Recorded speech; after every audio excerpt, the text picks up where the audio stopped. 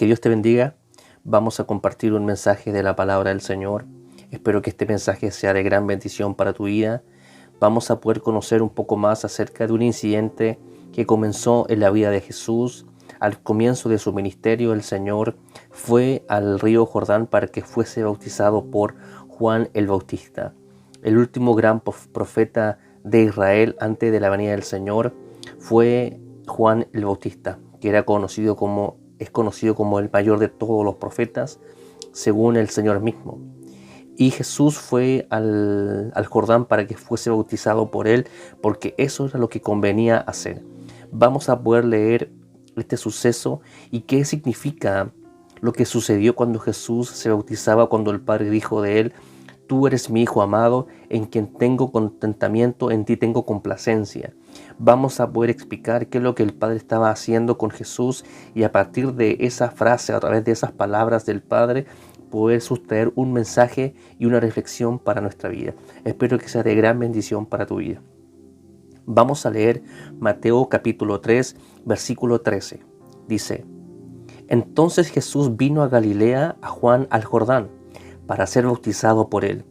Mas Juan se le oponía diciendo: yo necesito ser bautizado por ti, ¿y tú vienes a mí? Pero Jesús le respondió: deja ahora, porque así conviene que cumplamos toda justicia. Entonces le dejó. Y Jesús, después que fue bautizado, subió luego del agua. Y aquí los cielos fueron abiertos, y vio al Espíritu de Dios que descendía como paloma, y venía sobre él. Y hubo una voz de los cielos que decía: este es mi Hijo amado, en quien tengo complacencia. Yo creo que todos los cristianos en alguna oportunidad hemos escuchado, leído acerca de este incidente, acerca de este acontecimiento que sucedía en el comienzo del ministerio del Señor. El Señor debía cumplir toda justicia. Eso es lo que el Señor le dice a Juan en el versículo 15, cuando dice: deja ahora, porque así conviene que cumplamos toda justicia. Para el Señor la justicia, o para Dios la justicia, tiene que ver con su voluntad, tiene que ver con su reino. Todo aquel que viene al reino de Dios tiene que cumplir la justicia de Dios. Es como lo que el Señor dice después allá en el capítulo 6, en el versículo 33, que dice: más buscar primeramente el reino de Dios y su justicia, y todas estas cosas serán añadidas. Cuando dice que hay que buscar el reino y su justicia, tiene que ver con el hacer la voluntad. Es exactamente lo que el Señor le dice a Juan: Juan, cumplamos toda justicia. Cumplir la justicia tiene que ver con hacer la voluntad del reino, con hacer la voluntad del reino de los cielos. Eso es andar en justicia, según el Señor, según Dios. Andar en justicia es andar de acuerdo a Él. Dios camina en justicia, por lo tanto todo lo que Él hace tiene que ver con justicia. Sus caminos son justos y verdaderos, dice el libro de Apocalipsis. Cuando Dios está caminando, cuando Dios está actuando, Él está actuando en justicia, y su voluntad también actúa en justicia. Cumplir justicia en lo espiritual es hacer el reino de los cielos, es cumplir con la voluntad del reino de los cielos. El Señor le estaba diciendo a Juan: Juan, nos conviene que hagamos la voluntad de Dios, nos conviene que cumplamos toda justicia, porque para Dios la justicia tiene que ver con el actuar de acuerdo a Dios. ¿Por qué? Porque Dios es justo, y todo lo que Dios hace y todo lo que Dios manda hacer es de acuerdo a su voluntad y de acuerdo a su naturaleza. Y uno de los atributos de la naturaleza de Dios es que Él es justo. Hacer la voluntad de Dios es hacer justicia. Por ejemplo, aquel que practica la verdad, practica la voluntad de Dios, porque la voluntad de Dios actúa también en verdad. Cuando andamos en amor, andamos también bajo el reino de Dios. ¿Por qué? Porque Dios en el cielo también camina en amor. Cuando actuamos de acuerdo a la naturaleza del reino, cuando actuamos de acuerdo a la voluntad de Dios, estamos actuando de acuerdo al reino, porque Dios y su reino son una sola cosa. Dios mismo se sujeta al reino y el reino se sujeta a Él. Dios no actúa indistintamente al reino. No es que Dios manda hacer cosas en los cielos y Él no las cumple. El que primero cumple lo que Él dice es Él mismo. Dios mismo vive lo que Él enseña. El Señor le estaba diciendo a Juan: Juan, Yo sé que tú me reconoces a mí, pero ¿sabes qué, Juan? El Padre ha decidido que tú seas el que me bautice a mí. Así conviene que lo hagamos. Nos conviene, es de beneficio, es de bendición que hagamos la voluntad, que cumplamos el reino, que hagamos la voluntad de Dios en los cielos. Y es lo que al final sucede en el versículo 17 cuando dice, este es mi Hijo amado en quien tengo complacencia. Y vamos ahora a poder descubrir por qué el Padre dice acerca del Hijo estas palabras.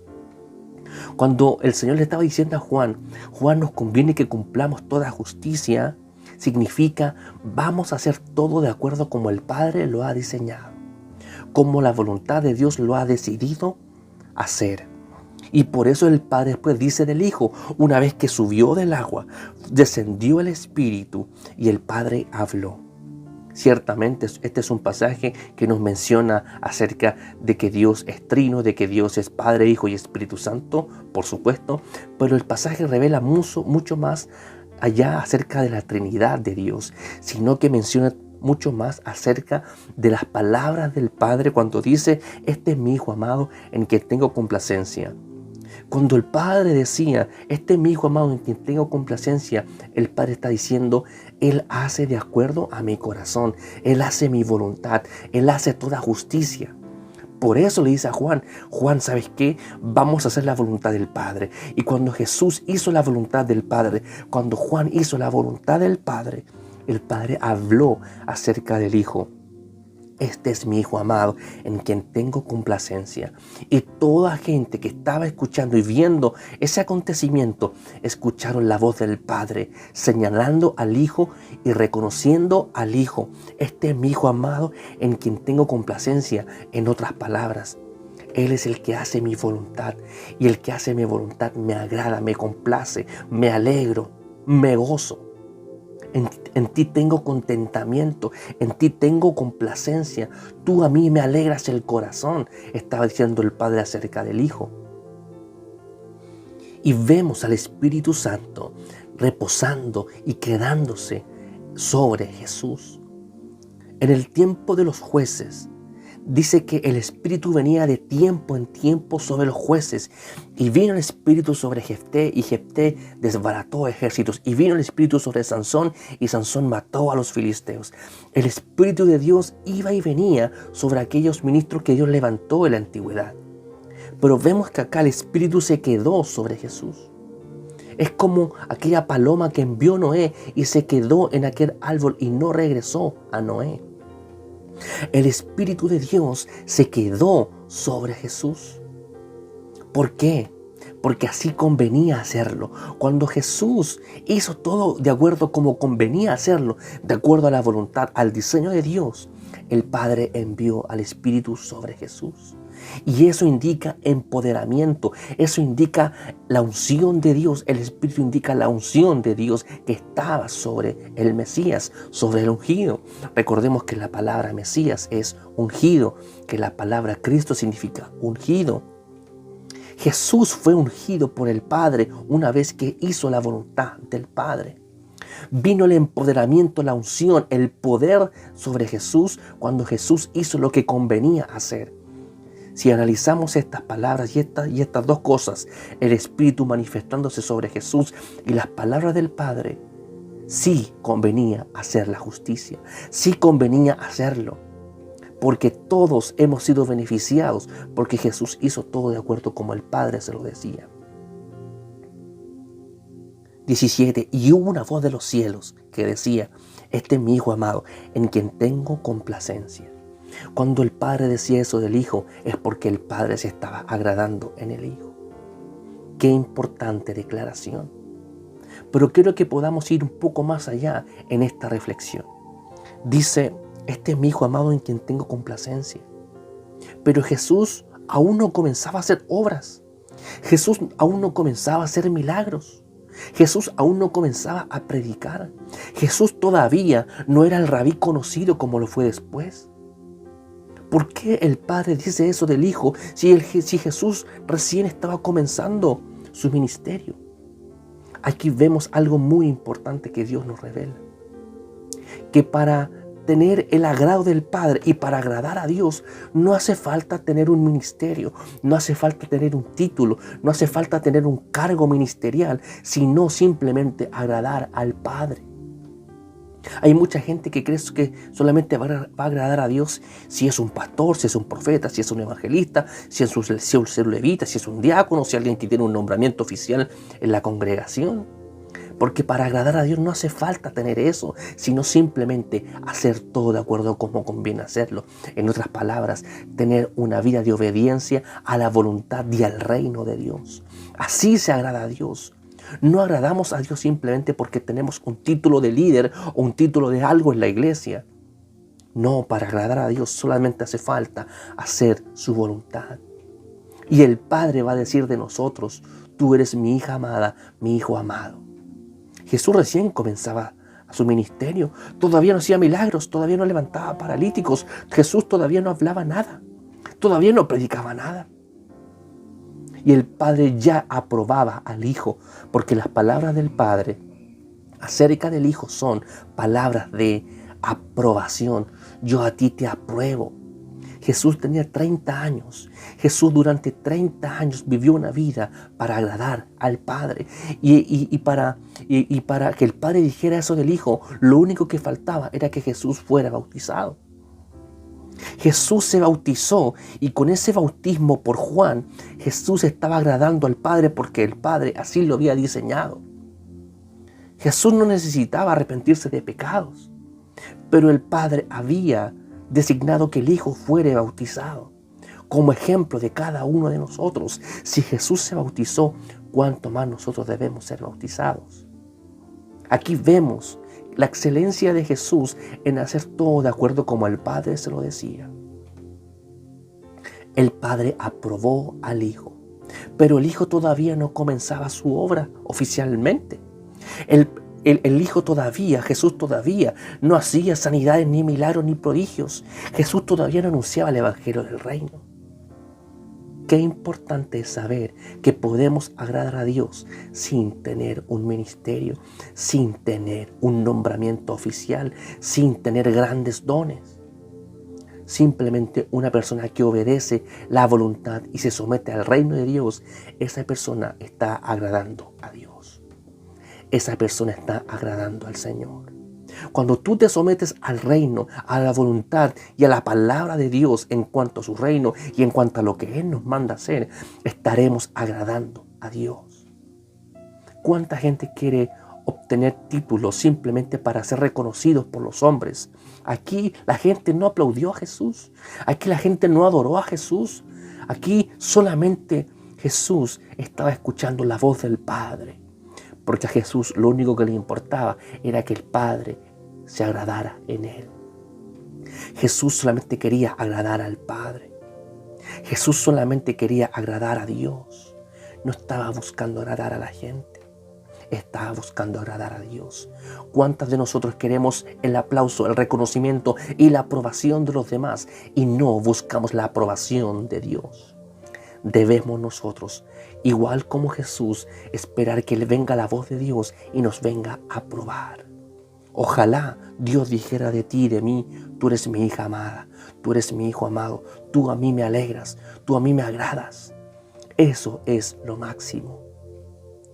No busquemos el aplauso como lo buscaban los fariseos, cuando el Señor enseña ya en Mateo 5, 6 y 7, cuando dice: no seas como los hipócritas, como aquellos fariseos que se sientan en las plazas y hacen largas oraciones para ser aplaudidos por los hombres.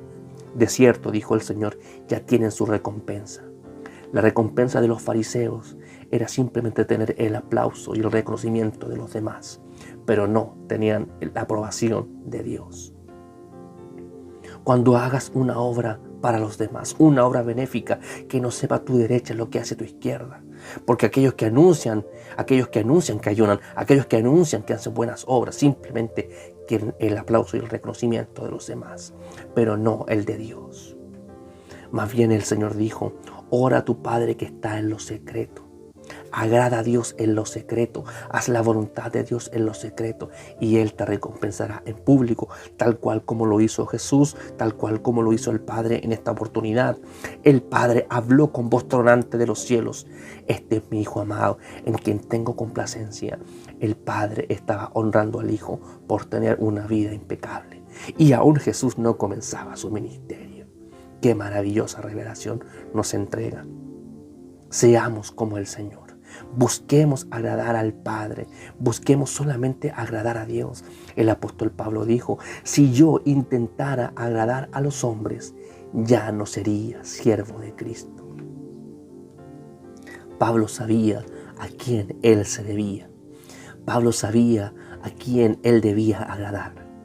Pablo no buscaba agradar a la gente. No, sino que él buscaba agradar a aquel que lo había llamado, aquel que lo había consagrado, aquel que lo había perdonado, aquel que le había dado una nueva vida.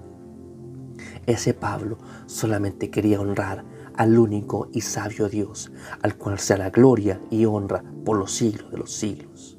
Y vemos cómo Dios honró a este gran hombre llamado Pablo, un hombre que Dios le entregó grande revelación para la iglesia de este tiempo, para la iglesia de todos los siglos.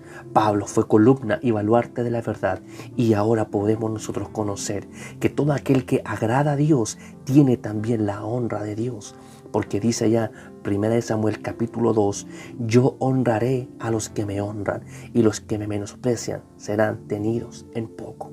Dios honra a los que le honran. Dios aprueba a los que a Él le agradan. Dios los aprueba. Dios manifiesta de algún otro modo el contentamiento que tiene hacia una sierva, hacia un siervo, hacia un hijo, una hija que le agrada y que hace su voluntad.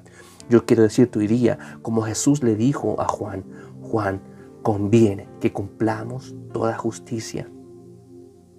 Y esto es importante porque dice el versículo 15, Jesús lo hace en conjunto con Juan.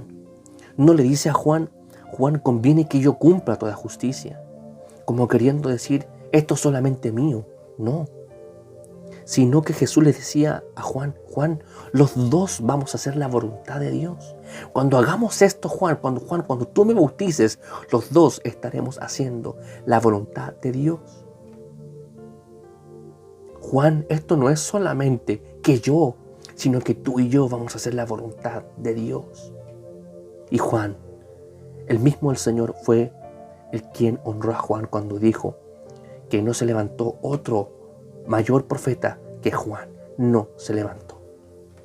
Juan fue el más grande de todos los profetas, más que Elías, más que Moisés, más que Samuel, más que Eliseo, más que Isaías, más que Jeremías, más que Daniel, más que todos los profetas. Juan es el más grande de todos los profetas.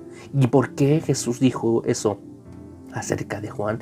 Porque Juan honró a Dios, porque Juan preparó camino al Señor, porque Juan hizo la voluntad de Dios. Juan sabía a quién él se debía. Si vemos las palabras de Juan, Juan nunca buscó agradar a la gente. Más bien Juan decía: generación de víboras, ¿quién nos enseñó a huir de la ira venidera? Juan confrontaba, preparaba un buen camino al Señor. El mismo Señor dice: ¿qué saliste a ver al desierto? Hablando de Juan. ¿Qué saliste a ver al desierto? ¿Un hombre cubierto con túnicas delicadas? No. Los hombres que están con túnicas delicadas en los palacios de los reyes están. ¿Más qué saliste a ver al desierto? ¿Una caña sacudida por el viento? No, Juan no era una caña sacudida por el viento. Juan era una roca. Juan era inmarcesible. Juan estaba totalmente alineado con Dios. Juan honró a Dios cuando después dijo acerca del Hijo: he ahí el Cordero de Dios que quita el pecado del mundo. Y cuando le preguntaban a Juan: Juan, ¿tú eres el Cristo? Juan decía: yo no soy el Cristo, yo no soy Él, yo soy el amigo del esposo. Yo no soy el Cristo, yo me gozo juntamente con el esposo. Es necesario que yo mengüe y que Él crezca, dijo Juan. Juan sabía a quién se debía. Juan sabía a quién él debía honrar. Juan sabía que debía hacer la voluntad del reino, que debía cumplir toda justicia. Y el Señor le dice a Juan: Juan, tú y yo ahora vamos a cumplir la justicia de Dios. Juan, en conjunto tú y yo vamos a agradar al Padre. Juan conviene. Y claro que convino, porque Jesús, luego que fue bautizado por Juan, descendió y empoderó a Jesús, reposando sobre él, y viene la voz del Padre diciendo: eres mi Hijo amado, yo me agrado en ti. El Padre señalando al Hijo. Que esta palabra te pueda bendecir. Espero que esta palabra a ti te pueda motivar a agradar a Dios, a cumplir toda justicia, a hacer la voluntad de Dios, a hacer lo que Él ha pedido hacer. Y el Padre dirá de ti: tú eres mi hija, tú eres mi hijo, yo me alegro en ti, me gozo en ti. Amén. Que Dios te bendiga, que ojalá Dios pudiera haberte hablado con esta reflexión. Que el Señor te bendiga.